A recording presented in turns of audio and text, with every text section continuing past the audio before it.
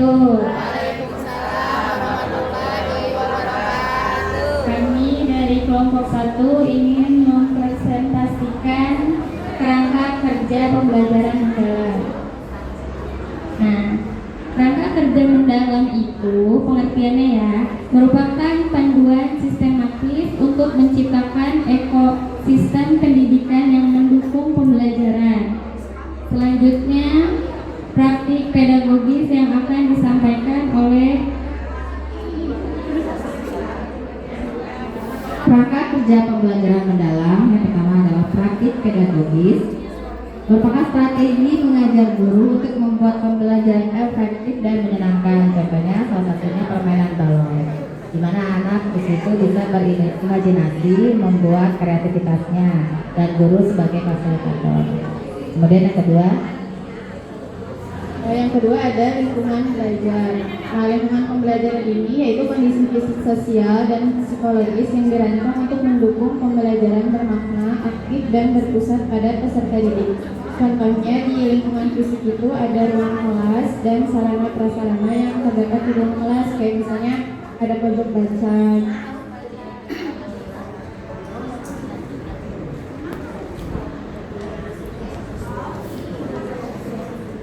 Selanjutnya pengamatan digital, tindakan menggunakan teknologi digital, perangkat keras dan lunak untuk menyimpan, memproses, mentransmisikan informasi dan mencapai tujuan tertentu secara efisien. Contohnya pembelajaran edukasi melalui YouTube. Selanjutnya kemitraan pembelajaran, yaitu kolaborasi erat antara guru dan siswa, keluarga, komunitas untuk menciptakan pengalaman pembelajaran yang mendalam, relevan, dan bermakna. Contohnya parenting dengan orang tua. Mungkin cukup sekian yang bisa kami sampaikan, kurang lebihnya mohon maaf. Wassalamualaikum warahmatullahi wabarakatuh. 2 dan 5 itu sama, tapi yang satu bikin kerangka peta konsep, betul, sudah betul, tidak ada yang salah, semuanya sama. Oke, kelompok 1 berarti dilengkapi dengan materi kelompok 2. Maka kelompok 2 ada yang mau ditambahkan?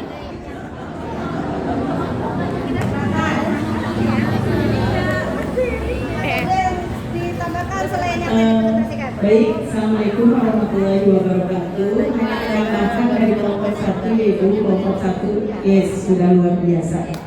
Nah, yang saya pahami ya Bu ya, dari pertanyaan tadi yaitu membuat peta konsep kerangka kerja pembelajaran mendalam. Nah, untuk kerangka kerja pembelajaran mendalam itu memiliki 4 prinsip, 4 rumusan. Yang pertama itu 4, 3, 3, 8. Nah, 4 yang pertama yaitu 4 kerangka pembelajaran, di mana tadi sudah disebutkan. Yang pertama yaitu praktek pedagogis, yang kedua yaitu lingkungan pembelajaran, yang ketiga yaitu pemanfaatan digital, yang keempat yaitu kemitraan pembelajaran. Nah, untuk rumus yang kedua yaitu yang 3 pengalaman belajar. Yang pertama yaitu memahami, ya. Yang pertama itu memahami, yang kedua itu mengaplikasi, yang ketiga yaitu merefleksi. Nah, ini untuk 3 prinsip pengalaman belajar. Nah, untuk prinsip pembelajarannya yang sudah tenar ya, yang sudah kita insya Allah mengetahui. Yang pertama yaitu bermakna, yang kedua berkesadaran, yang ketiga yaitu menyenangkan. Rumus yang terakhir yaitu 8 dimensi profil lulusan. Yang pertama keimanan dan ketakwaan kepada Tuhan Yang Maha Esa, yang kedua kewargaan, yang ketiga yaitu kreativitas, yang keempat penalaran kritis, yang kelima kolaborasi, yang keenam kemandirian, yang ketujuh kesehatan, 8 yaitu komunikasi. Nah, ini merupakan peta konsep kerangka kerja dari pembelajaran mendalam. Itu yang saya pahami. Ulangi rumusnya, Bu. 4, 3, 3, 8. 4 kerangka pembelajaran, 3 pengalaman belajar, 3 prinsip pembelajaran, 8 dimensi profil lulusan. Mungkin itu yang saya tambahkan. Wassalamualaikum warahmatullahi wabarakatuh. Apa tadi rumusnya? 4, 3, 3, 8. Ih, cakep, langsung hafal semua. Itu kita harus punya kunci ya. Kalau udah punya kunci mah cepet apapun pasti hafal. Jadi materi yang begitu panjang, poinnya ada di 4, 3, 3, 8, 4, Langkah pembelajaran 3, belajar 3, prinsip pembelajaran 8, dimensi profil pelajar Pancasila. Profil lulusan. Belum bisa move on. dapat hadiah peserta. Oke, lanjut ke kelompok 3. Assalamualaikum warahmatullahi wabarakatuh.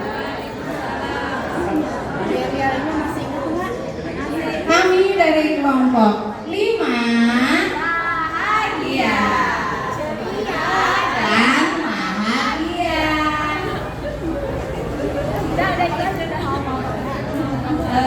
akan mempresentasikan mengenai kerangka pembelajaran. Baik, presentasi pertama akan disampaikan oleh Bu Yani.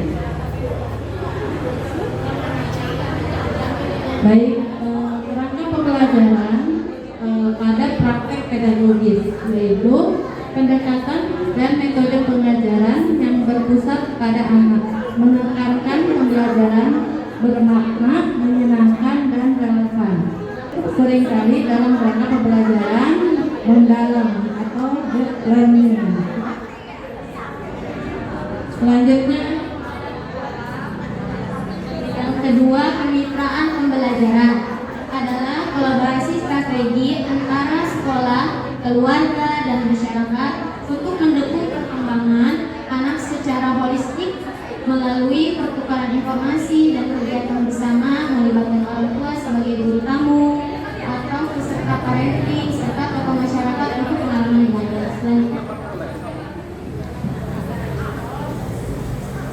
Selanjutnya, lingkungan pembelajaran, tempat, suasana, dan semua elemen fisik, sosial, emosional yang mendukung perkembangan optimal anak, mencakup area indoor di kelas dan outdoor di luar ruangan yang didesain aman, nyaman, menarik, dan kaya stimulasi untuk mendorong eksplorasi motorik, kognitif, serta sosial emosional melalui bermain dan interaksi. Seringkali memanfaatkan sumber daya alam atau sekitar sebagai media pembelajaran kontekstual. Selanjutnya pemanfaatan digitalisasi, pemanfaatan digital usia dini, fokus pada aplikasi edukatif, huruf, angka atau logika, video pembelajaran dan alat interaktif untuk mengasah kognitif, motorik halus, bahasa, dan sosial emosional, menjadikannya menyenangkan dan personal. Namun penting diimbangi dengan pengawasan ketat, batas waktu layar, dan interaksi nyata demi perkembangan holistik. sekian presentasi dari kelompok 5 bahagia. Terima kasih. Assalamualaikum warahmatullahi wabarakatuh. Dipaparkan sebelumnya, kerangka pembelajarannya tadi ada 4 ini. Nah, ini sudah nih bagus ya, kelompok 5 sudah merincikan sampai indoor, outdoor, lalu digitalnya sampai tadi saya coba nyebutin YouTube ya. Ini tapi banyak nih semua segala macamnya masuk. Nah, ini materi ini ada di materi kelompok 5 dan 6. Kelompok 6 mana? Oke. Kelompok 6, apakah ada yang mau ditambahkan? Dikuatkan lagi? Misalkan ada yang beda, Bu? Kalau di saya mah pemanfaatan digitalnya ditambah deui naon TikTok naon sabaran. Dalam lingkungan belajar mungkin sama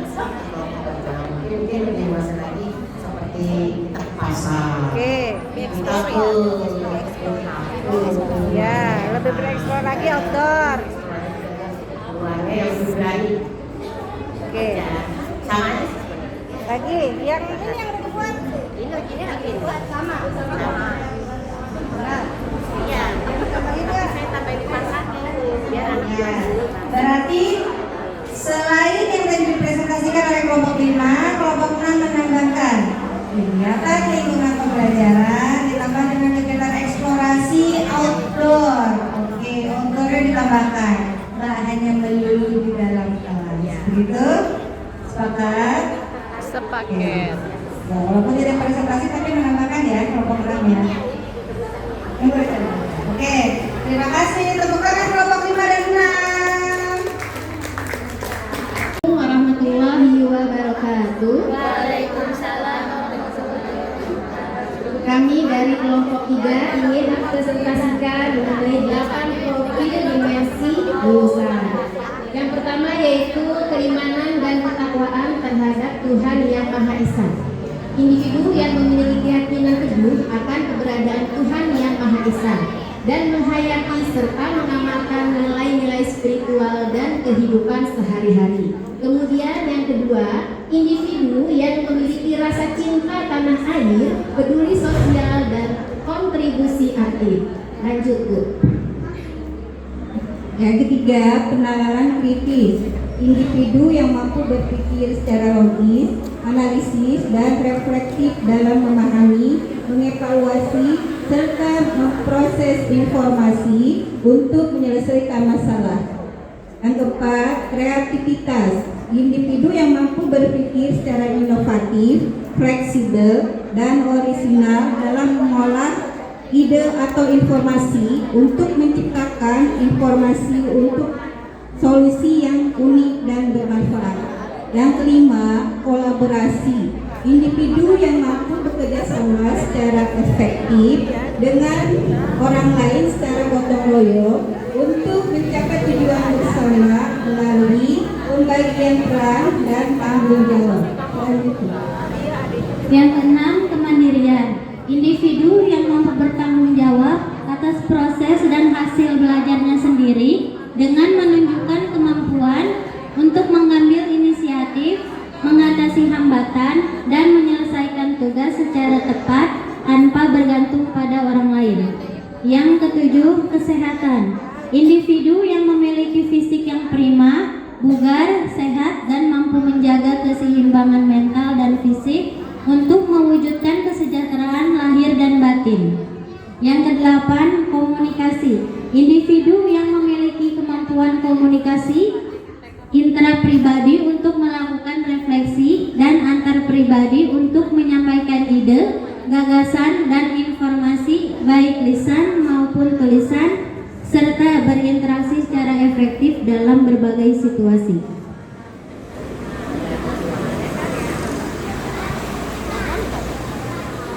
Baik, selanjutnya contoh penerapan 8 dimensi profil lulusan. Yang pertama, keimanan dan ketakwaan kepada Tuhan Yang Maha Esa. Contohnya berdoa, sholat, sopan dan santun, jujur, sabar, bersyukur, atau bakti sosial.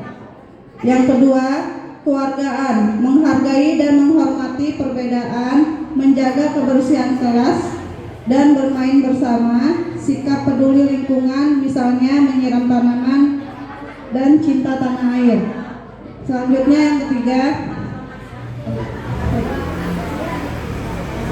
yang ketiga, kreatif, membuat karya seni, bermain balok, mengubah barang bekas menjadi kerajinan, bermain peran, drama pendek, menggambar atau membuat cerita dari boneka.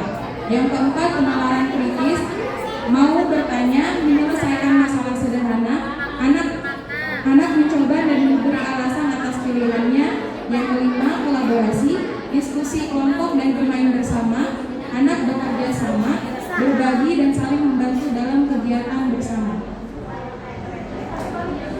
Yang keenam, ada kemandirian, membereskan alat bermain, memakai sepatu sendiri, merapikan alat makannya, dan ke kamar mandi sendiri. Yang ketujuh, contoh dari kesehatan adalah senam sehat, mencuci tangan sebelum dan sesudah sesudah kegiatan, gosok gigi sebelum makan, membuang sampah pada tempatnya, dan menjaga lingkungan sekitar sekolah. Yang terakhir ada komunikasi, contohnya adalah bercerita tentang pengalaman pribadi, mengajarkan anak mengungkapkan keinginan dengan jelas dan mendengarkan temannya. Terima kasih, sekian dari kami. Wassalamualaikum warahmatullahi wabarakatuh. Kelompok 3 terkait dengan problem pelajaran Pancasila. Sudah jelas ya, sampai contoh-contohnya di pen. Mangga ditambahkan oleh kelompok 4. Sama ya. Ada yang ditambahkan sok Ya, kegiatannya. ya dari penjelasan 8 dimensi profil Pancasila. Itu mungkin sudah, tapi lulusan ya. Itu mungkin sudah kita terapkan dalam keseharian. Nah, mungkin nanti bisa kalau untuk modul belajarnya, Bu, kalau misalnya ada kesalahan mohon dikoreksi ya atau kurangnya. Nah, misalnya gini, saya melihat visi misi di TK Islam Karya Mukti, yaitu mewujudkan taman anak-anak yang unggul dengan sosok insan yang disiplin. Disiplin berarti kita bisa mengambil dimensi tanggung jawab ya, kemandirian ya, disiplin atau kemandirian terhadap diri sendiri. Misalnya kita bukan sering, ada kegiatan outing kelas. Nah, di situ kita mengambil dimensi kemandirian, yaitu untuk anak-anak tanggung jawab terhadap dirinya. Karena kita kalau misalnya outing kelas itu tanpa didampingi orang tua. Nah, itu salah satu kegiatan penguatan di hari itu. Nah, selanjutnya di sini ada lagi cinta tanah air. Nah, di sini kita ada kegiatan 17 Agustus atau seperti kemarin cinta tanah air yaitu membatik. Ya, itu 1 hari fokus untuk kegiatan mengenalkan salah satu budaya Indonesia, permainan tradisional, terus juga perlombaan, terus juga membatik ya, melestarikan pakaian Indonesia. Selanjutnya yaitu berlandasan iman dan takwa, yaitu dimensi keagamaan, keimanan dan ketakwaan terhadap Tuhan Yang Maha Esa. Pada sekolah kami semuanya mungkin juga ikut melakukan, yaitu pada kegiatan manasik haji. Nah, 1 hari itu kan fokus ya kegiatan manasik haji. Nah, itu berarti salah satu penguatan dimensi profil lulusan untuk poin keimanan dan ketakwaan kepada Tuhan Yang Maha Esa. Mungkin seperti itu Bu contohnya, jadi diambil dari visi sekolah. Makasih, sudah benar. Semuanya melakukan bagian. Memang turunannya sebelum membuat kegiatan pasti yang pertama kali disebutkan adalah visi misi dulu yang di sekolah. Sudah sesuai belum?